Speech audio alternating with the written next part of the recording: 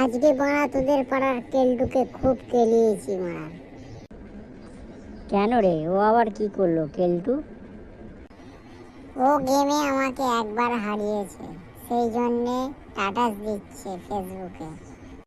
বল আমিও ছেড়ে দেবো? আমিও মেরে স্ট্যাটাস দিয়েছি। হাই পাগলা চোদা, বলিস কি রে, মেরেছিস কি রে? আরে মেরেছি বলতে আমিও মেরে স্ট্যাটাস দিয়েছি। গেমে রে, গেমে বোকাচোদা। ও তাই বল। দাঁড়া, বাড়িতে একবার কল করেছে, দেখি কথা বলে কি বলছে।